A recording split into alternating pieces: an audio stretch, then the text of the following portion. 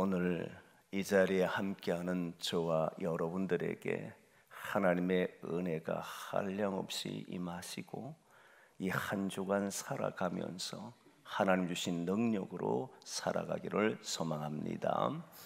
우리 교회 올 한 해의 표가 하나님의 능력으로입니다. 여러분, 삶에서 주어지는 일들을 감당할 때 인간은 지치고 때로는 연약해질 때 나 자신이 나약하다라고 생각될 때가 있습니다. 지혜롭지 못할 때도 있고 해결하지 못하여 답답할 때도 있고 여러 가지 복잡한 문제 속에 우리가 살아갈 때도 있습니다. 그때마다 반드시 떠올릴 것은 나는 하나님의 능력으로 살 것이다. 내 능력과 내 지혜가 아니라 나의 능력과 나의 지혜 위에 하나님의 능력이 임하기를 사모하고 모든 문제 앞에 물러섬이 없이 하나님 주신 그 은혜의 삶을 누리며 살아가기를 소망합니다. 이걸 기억하며 사는 게 중요해요. 여러분, 하나님의 능력은 성경 곳곳에 등장하지만 사도행전은 성령의 행정이라 할 만큼 성령의 역사가 나타난 서신입니다. 그래서 우리는 사도행전을 보면서 어떤 능력, 어떤 성령의 역사가 있는지를 살펴보고 있는 중에 있습니다. 오늘은 삶의 새로운 방식이라고 하는, 삶의 새로운 방법이라고 하는 이런 제목으로 말씀을 나누려고 합니다. 오늘 본문을 보면서 여러분들이 하나님께서 제자들에게, 예수님의 제자들에게 또 120명에게 성천하는 예수님의 모습을 보여주고 40일 동안 부활한 이후 40일 동안 하나님 나라의 말씀을 전하신 이후에 성천하게 되었을 때 이들이 어떤 새로운 삶의 방식을 가졌는지를 볼 수 있다면 참으로 귀한 은혜의 시간이 될 겁니다. 오늘 본문의 말씀은 제자들이 또는 120명의 사람들이 삶의 완전히 새로운 방식을 추구하고 있었습니다. 그게 무엇인가? 예수님은 성천하기 전에 제자들에게 예루살렘을 떠나지 말고 아버지께서 약속하신 것을 기다리라는 말씀을 듣게 됩니다. 그리고 이들은 그 산의 감람원에서 내려와서 예루살렘에 머뭅니다. 그 머문 장소가 한 다락방으로 나옵니다. 이 다락방은 우리에게 알려진 대로 마가의 다락방이다로 알려져 있습니다. 거기에서 모였는데 120명의 사람이 모였습니다. 숫자가 정확히 약 120명이라고 기록되어 있고, 근데 거기에 모인 모든 사람의 명단은 드러나지 않습니다. 그러나 거기에 보면 11사도, 가룟 유다는 이미 부활하기 전, 십자가 달려 돌아가기 전에 그 예수님을 팔고 결국 스스로의 목숨을 끊어버렸기 때문에 여기에 들어오지를 못하고 11명의 사도의 이름이 기록되어 있습니다. 그리고 예수님의 어머니 마리아의 이름도 있습니다.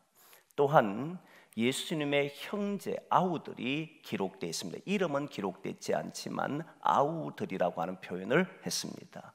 그리고 많은 여인들, 그 여인들이 포함되는데 합쳐서 약 120명 정도가 모였다 했습니다. 근데 오늘 본문을 통해서 이상한 점이 있는데 그것이 무엇이냐면 이들이 내려와서 독특한 행동을 하더라는 거예요. 그 독특한 행동은 두 가지입니다. 하나는 이들이 모여서 오로지 기도에 힘쓰더라, 이렇게 나옵니다. 우리는 생각할 때 아니 성도가 당연히 기도에 힘써야지요 라고 생각할 수 있지만 이들이 기도하는 일에 힘썼다라고 하는 점은 몇 가지 이유에 있어서 독특한 행동이었습니다. 하나는 예수님께서 이들이 이 성령을 기다리라고 했을 때에 너희들은 예루살렘에 내려가서 성령을 기다릴 때 오로지 기도하면서 기다려라 라고 말씀하신 적이 없다는 사실이에요. 여러분, 예수님께서 제자들을 가르치고 또 성령에 대한 이야기가 요한복음 14장과 16장에 나오는데, 내가 이제 떠나면 너에게 성령을 보내시리라 라고 하는 말씀이 나오지만 너희들은 기도하며 기다려야 돼 라고 하는 말씀을 해준 적도 가르쳐 준 적도 없습니다. 명한 적도 없어요. 이들이 그런데 내려와서는 성령을 기다리는데 기도하는 일에 힘썼습니다. 그러면 제자들이 봤을 때, 120명이 봤을 때 누구 하나 우리가 기도합시다라고 하는 사람이 없이 이들은 기도하는 일에 서로가 마음을 같이 하여서 서로가 어떤 사람의 명에 의해서 하는 것이 아니라 자발적으로 기도하는 일에 동참한 것으로 봤을 때 기도는 의외의 사건이었다는 걸 알 수 있습니다. 예수님이 말씀하지 않았는데 기도한다. 그래서 이런 내용을 보면 사람들이 이야기할 때 성령과 기도를 연관시켜서 말하는 사람이 많습니다. 그러다 보니 한국 교회는 기도 시간에 성령에 대한 부르짖음이 많습니다. 그러나 오늘 본문의 내용은 기도 속에 성령이 임한다라고 하는 내용이 아니고 이들의 새로운 독특한 삶의 방식을 보여주고 있다는 겁니다. 그게 무엇인지는 조금 뒤에 다시 이야기하도록 하고, 어쨌든 예수님이 가르쳐 주지도 않고 명하지도 않았음에도 불구하고 이들은 기도하는 일에 마음을 같이 해서 힘썼다는 겁니다. 두 번째는 이들의 행동이, 기도하는 것이 왜 독특하느냐면 제자들은 지금까지 기도하는 삶을 살지를 않았습니다. 예수님은 따로 산에 올라가셔서 기도하신 적도 있고 마지막 겟세마네 동산에서 십자가 지기 전에 기도하는 일을 할 때 땀이 빗방울이 될 만큼 기도했습니다. 그러나 제자들은 모두 잠을 잤습니다. 예수님께서 나를 위하여 기도하라고 해도 이들은 잠을 잤습니다. 그렇기 때문에 이들이 내려와서 기도하면서 힘썼더라는 표현은 상당히 의외적인 사건이었고 독특한 사건이었습니다. 두 번째는 이제 두 가지의 의외적인 행동하는 것이, 첫 번째는 기도하는 일에 마음을 같이하여 힘썼더라는 내용이고, 두 번째 의외적인 행동은 기도하는 도중에 제자 베드로가 일어나서 120명들 앞에 일어나서 제자를 뽑는, 한 명의 제자가 빠졌기에 그 제자를 뽑는 일을 합니다. 물론 전에 말씀을 했을 때 이 제자 뽑는 것은 한 명이 빠졌기 때문에 뽑은 것이 아니고 시편 말씀에 타인이 직분을 취하게 하소서라고 하는 그 말씀을 이루기 위하여서 제자를 뽑았다고 했습니다. 기도 중에 이들이 일어나서 제자를 뽑는다는 것은 의외적인 이야기입니다. 기도를 하는데 갑자기 일어나서 제자를 뽑자. 이 말은 이들 속에서 하나님의 말씀을 가지고 시편의 이야기를 읽었고 그 시편의 이야기를 이루기 위해서 한 행동으로 봐야 합니다. 그러니까 기도하면서 하는 중에 일어나서 이렇게 했다는 것은 사실 의외였다, 독특한 행동이었다라고 보는 겁니다. 그래서 이 문제를 가지고 저는 일전에 한번 말씀을 드린 적이 있고 기억하는 성도들이 있을 겁니다. 이것이 성령의 임재와 관련하여서 말씀이 주어지면 이렇게 해석할 수 있습니다. 제자들이 성령이 곧 있으면 이제 오순절날 성령을 받게 되는데, 임하게 되는데, 그 성령이 임하는 사건을 봤을 때 제자들은 드디어 예수님의 모습대로 살려고 했다는 거예요. 제자가 스승이 가지고 있는 삶을 이루어가기 위해서는 스승이 하는 행동들을 보고 따라야 됩니다. 제자들은 드디어 예수님이 하신 행동 중에 기도하는 일을 했다는 사실이에요. 그러니까 이제 성령이 임재하시겠구나라고 하는 것을 알 수가 있다라고 말씀드렸습니다. 또 하나는 말씀을 이루기 위해 살아가더라라고 하는 구약의 말씀을 이루기 위해서 말씀 가운데서 성령이 임하시더라라고 하는 것들을 일전에 말씀을 했습니다. 그런데 오늘은 조금 다른 차원에서 말씀을 드리려고 합니다. 어떤 측면에서 말씀드리려고 하냐면 존재 양식에 대해서 말씀드리려고 해요. 무슨 말이냐면 우리는 지금까지 포커스가 어디에 모두 맞춰져 있었냐면 예수님의 부활에 포커스가 맞춰져 있었습니다. 예수님이 부활하셨습니다. 예수님이 부활하신 것을 본 제자들은 예수님의 형체를 알아보지를 못했습니다. 전에와 같은 모습이 아니었기 때문에 그분의 모습이 아니었기에 사람들은 그분을 처음에 보자마자 알아볼 수는 없었습니다. 엠마오로 가던 두 제자도 같이 길을 걸음에도 불구하고 예수님인지를 알지를 못했습니다. 달라졌으니까요. 부활의 모습과 육신으로 계실 때의 모습은 완전히 달랐던 것이 분명합니다.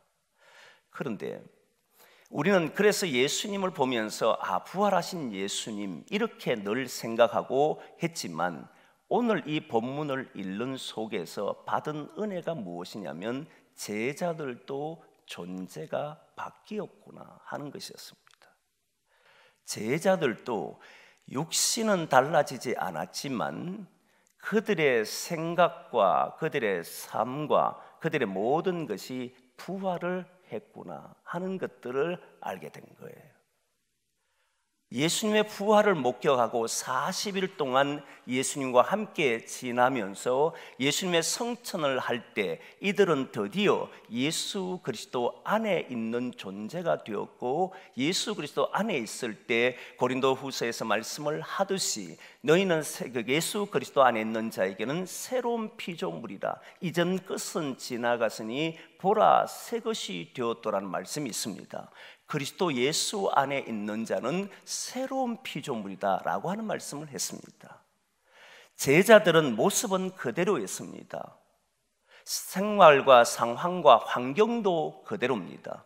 로마의 지배 아래 여전히 있었던 것이 유대인들의 삶이었습니다. 그리고 베드로는 어제의 베드로와 오늘의 베드로는 달라지지를 않았습니다. 모습도 똑같았습니다. 그리고 나머지 제자들도 여인들도 다 동일한 존재입니다.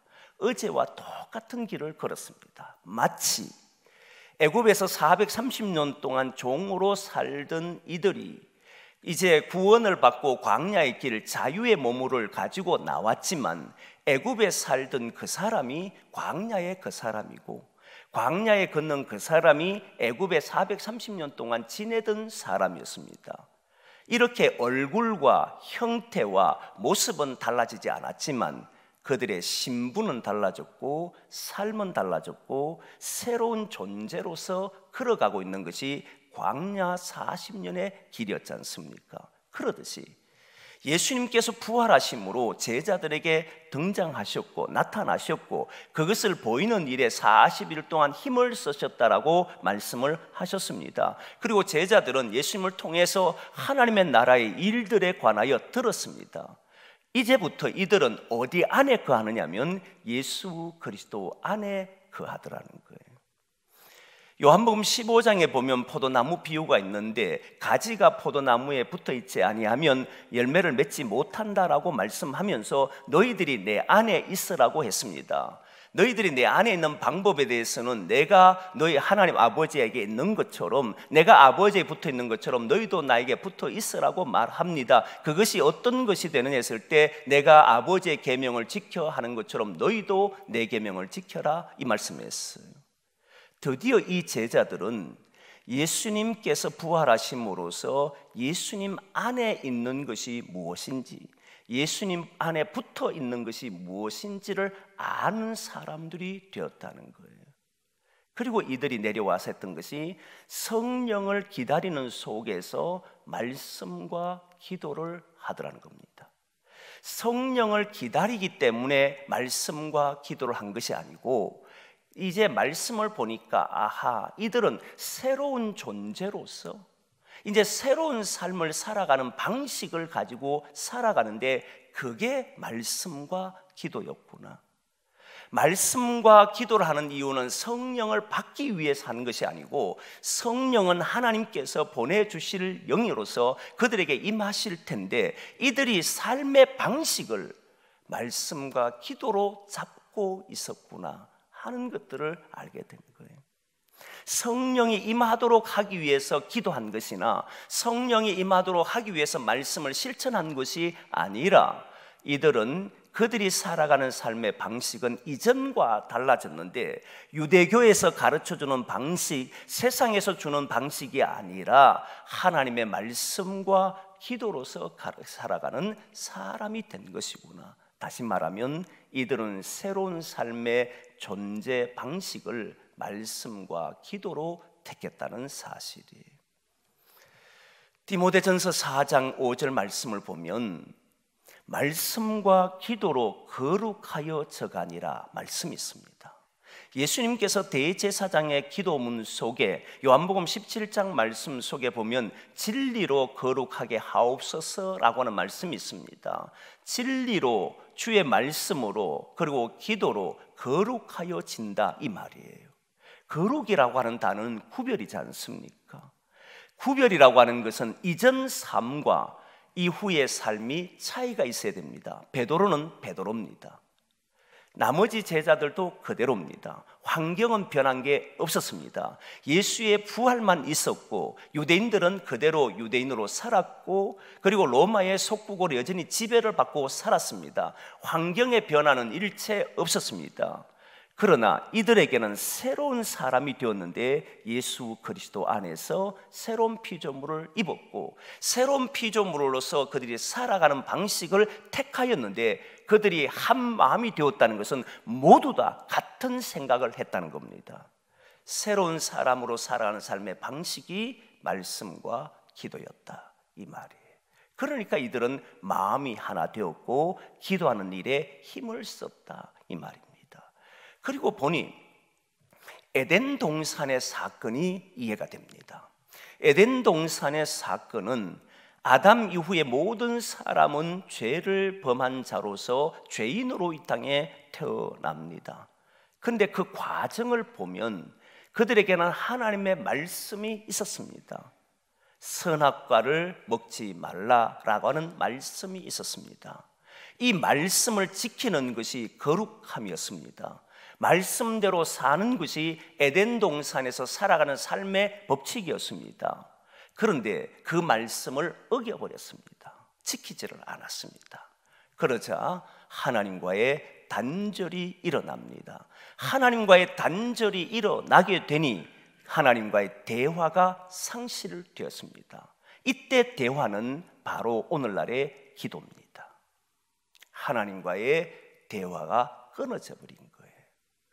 하나님 앞에 기도하던 사람, 하나님과 대화하던 사람들이 더 이상 하나님과 대화할 수 없는 사람이 되었고 하나님의 뜻을 위해 살아야 되는 사람들이 하나님이 하신 말씀이 뭔지를 모르고 살았습니다.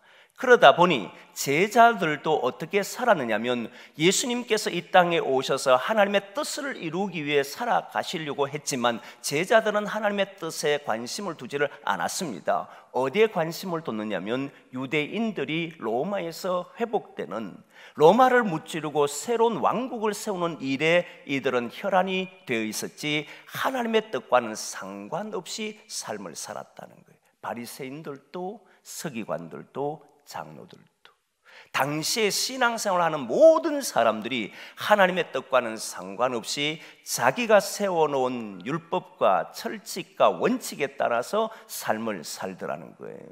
그런데 부활하신 예수 그리스도를 만난 제자들은 이제 드디어 하나님의 말씀 앞에 서기 시작했고 하나님과 대화가 되기 시작하더라는 거예요. 하나님 안에 새로운 존재로서 하나님과 대화를 하더라는 겁니다.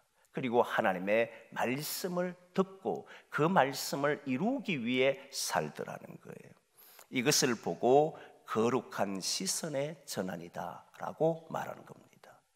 새로운 사람들은 새롭게 살아가야 되는데, 새롭게 살아가는 사람들은 여러분 형태나 모습이나 그의 이름이나 모든 상황은 같지만 생각이 달라졌고 바라보는 눈이 달라졌다, 이 말입니다. 무슨 이야기냐면, 여러분 여전히 베드로나 또는 유다나 야고보나 할 것 없이 당시 11 제자가 놓인 현실은 똑같았지 않습니까? 전에 같으면 로마를 이기기 위해서 이들은 발부둥을 쳤고, 가난한 자는 가난에서 벗어나기 위해서 몸부림을 쳤을 겁니다. 여전히 새로운 사람이란 걸 모르는 사람들은, 예수의 부활을 목격하지 못한 사람들은 여기에 눈이 고정되어 있습니다. 현실에 눈이 고정되어서 현실 문제가 괴롭히면 그것 때문에 힘들어하고 그것 때문에 넘어지고 그것만을 극복하기를 위해서 살아가는 사람들이었습니다. 여전히 모든 이스라엘 백성들, 제자들과 오늘 모였던 120명의 사람들을 제외하고는 여전히 현실 속에서 놓여진 아픔 때문에 그걸 극복하기 위해서 몸부림을 쳤던 사람들이 이들이었습니다. 그때 되지 않으면 원망합니다. 그때 일어나지 않으면 불평합니다. 이 사회를 향하여, 이 시대를 향하여 이 세상은 변화되지 않을 것이라고 기대를 접어버립니다. 누구도 의지하지를 못합니다. 왕도, 그리고 바리새인들도, 그리고 그들이 가르쳤던 율법을 가진 서기관도 이들은 의지하지를 않습니다. 그리고 자기 삶에서 괴로워하고 아파하며 살아갑니다. 그런데 놀랍게도 12 제자와 이제 한 명 더 뽑고 12 제자와 거기에 있었던 사람들은 죽음 앞에 서서도 세상을 향하여 부정적으로 보지를 않았습니다. 하나님이 통치하는 세상으로 보았고, 하나님이 변화시킬 땅으로 보았고, 마침내 하나님이 구원하실 곳으로 여겼습니다.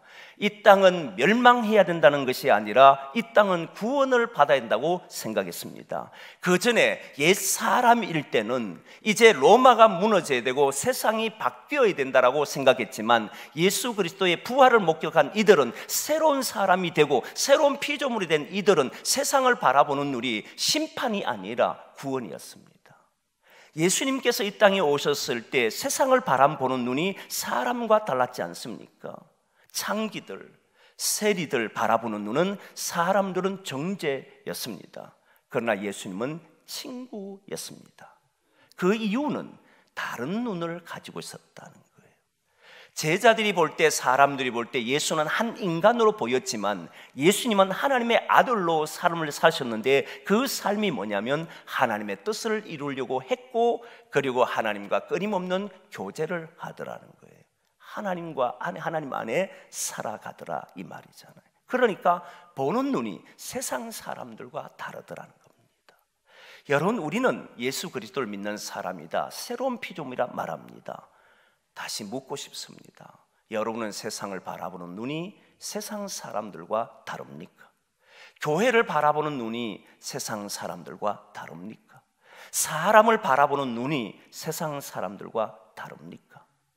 세상을 바라보는 사람들은 가난이 있을 때 원망하고 불평하고, 사람들이 잘못되었을 때 이건 안 된다라고 말하지만, 끊임없이 신앙하는 새로운 사람들은 구원을 이야기해야 합니다. 희망을 선포해야 합니다. 죽어가는 곳이라고 말하지를 않습니다. 거기는 이미 예수 그리스도를 통하여 생명이 살아난 곳이고, 하나님 나라가 이루어진 곳이고, 그 하나님 나라가 이루어져 가는 곳으로 바라보기 시작할 겁니다. 이게 달랐다는 겁니다. 아하, 그렇구나. 이들이 예수님의 부활을 목격하고 그들이 옛사람을 벗어버렸고 새 사람을 입었구나. 새 사람을 입은 사람으로 이들이 무엇을 했느냐면, 성령을 단순히 기다리기 위해서 기도한 것이 아니라 새로운 사람으로 걸어가는 방법을 말씀과 기도를 한 것이구나. 하나님과 회복된 사람들은 하나님의 말씀에 따라 살려고 했고, 하나님 말씀에 따라 살려고 하는 사람들은 하나님과 대화를 하며 사는 것이구나. 그러니까 이들은 드디어 세상을 보는 것이 예수님 보는 것처럼 보기 시작하는구나. 그래서 여러분, 성령이 임재하고 났을 때 성전 미문에 앉았던 사람들을 이 사람은 외면하지 않잖아요. 그리고 여러분 보시면 이제 나타나는 현상을 볼 때에 예루살렘 교회가 구제 문제로 인하여서 문제가 벌어졌잖아요. 불평하 원망하잖아요. 이때 이들이 처방책을 내놓은 것을 보시면 우리가 말씀과 기도하는 일에 전무하겠다는 소리를 합니다. 이 말이 처음에는 다른 쪽으로 해석했지만 지금 보니까 아하, 하나님의 백성은 말씀과 기도로서 거룩해져 가는 것이구나. 하나님 앞에 말씀을 듣고 그 말씀을 듣고 기도하며 그 말씀을 이루기 위해 살아가는 사람들이 바로 새로운 존재의 삶의 방법이구나. 이거를 알게 되더라는 거예요. 이게 무너지니까 옛날 모습이 그대로 드러나더라는 거예요. 이게 사라지니까, 말씀과 기도가 사라지니까 옛 방식대로 자기의 고집과 자기의 아집과 자기의 이익을 위해 살아가는 존재로 다시 전환되어 버리는구나.